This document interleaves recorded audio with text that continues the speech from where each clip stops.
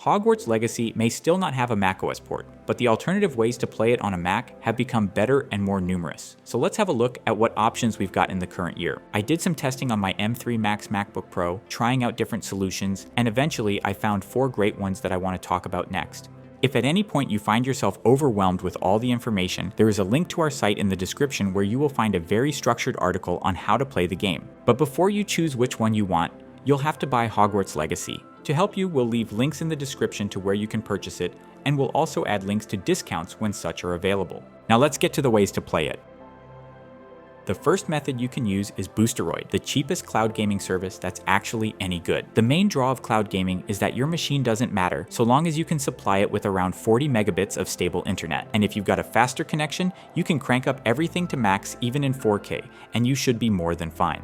It's with games like Hogwarts Legacy where this advantage of cloud gaming shines the brightest. The game looks visually gorgeous, but it also has some rather hefty requirements, so only really powerful machines can run it at high graphics and resolution while maintaining workable performance. With cloud gaming, all of the hardware demands of the game are handled by powerful remote servers, and the only thing required on your end is a decent internet connection. Case in point, when I streamed Hogwarts Legacy with Boosteroid, I maxed out the game's settings and opted for a 4K stream while connected to a 60 megabit cable internet. The experience was near native, and there were virtually no performance hiccups, with the rare exception when my internet would get a lag spike, which caused a split-second stutter. Yes, you are technically not running the game on your Mac, but it's the second best thing, and for many users, it's the option that makes the most sense.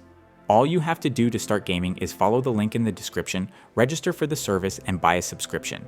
Then just search for the game and click play. It's all pretty easy, but we have a how-to tutorial if you need it, and an overview of the service if you want something more in-depth to make up your mind. The next solution we want to give you is XCloud, Microsoft's proprietary cloud gaming service. To play Hogwarts Legacy with it, you'll need a game controller connected to your Mac, no keyboard and mouse support here. Personally, I prefer Boosteroid or GFN over XCloud, simply because there's no 4K option here and also because I am not used to playing with a controller. But if this isn't a deal breaker for you, then XCloud is at least worth a try. To use XCloud, go to the link in the description, choose a preferred Game Pass plan, and register.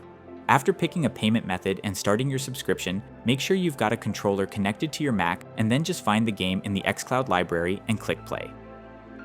Crossover is the go-to method in 2025 if you want to use your Mac's hardware. It will give you the ability to play anywhere you want without internet limitations, and scales better with newer Macs, but you're not going to get anywhere near the graphical fidelity or performance you'll have with cloud solutions. As noted earlier, Hogwarts Legacy is quite demanding, so its performance in Crossover will vary greatly depending on the hardware of your Mac. The good news is that it's actually a very well optimized title, so even weaker Macs can run it, albeit with lower FPS and graphics. In my tests on the M3 Max MacBook Pro with 36 gigs at medium settings and 1080p, I got between 50 and 80 FPS depending on the area I was in. Weaker Macs like the M1 MacBook Pro will give you around 40 FPS at low settings, and as for the base MacBook Air models, you'd be better off just opting for cloud gaming. Raw performance aside, Hogwarts Legacy is a game that's pretty much plug and play with Crossover. Many other titles require some debugging or face annoying glitches, but the experience here is very smooth with very little jank.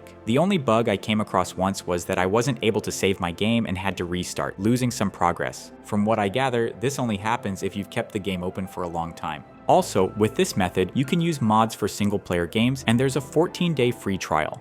To use Crossover, click the link in the description, enter your email, and download the app. Then, after you install Crossover, you must click the Try Now option for the 14-day trial. If you need a longer tutorial, visit our video on that. Just note that the experience with Crossover can sometimes vary between updates, so don't be surprised if it suddenly starts to break the game. If this happens, check our site for the detailed instructions, or you'll have to research this on your own. Kegworks is currently the most popular replacement for Whisky since the latter got discontinued by its developer. Think of it as a DIY version of Crossover. It's free, but it's not as reliable or user-friendly. I personally prefer Crossover, but if you are on a tight budget, you can give Kegworks a go. For this game in particular, Kegworks gets the job done and lets you play it on a Mac, but you should still be prepared for occasional bugs while working with the tool. Performance-wise, it's also similar to Crossover, but with more jank and potential for things breaking down. As for the setup, you first need to install Homebrew, then Kegworks itself, then Steam, and then the actual game. The process takes a bit more time compared to the other methods here, and so is beyond the scope of this video. For detailed guidance on how to set up Kegworks, just click the respective video in the description and it will show you exactly what to do. So this brings us to the conclusion of today's video. Remember, for more detailed explanations of the methods to play this game on Mac, you can always check the video tutorials linked in the description. And if you are interested in exploring more popular gaming titles you can play on your Apple machine, you should check the videos that will now appear on your screen or simply browse through our channel. Also, in case you found this content helpful, we'd greatly appreciate it if you like the video and subscribe to our channel. Take care and see you in the next one.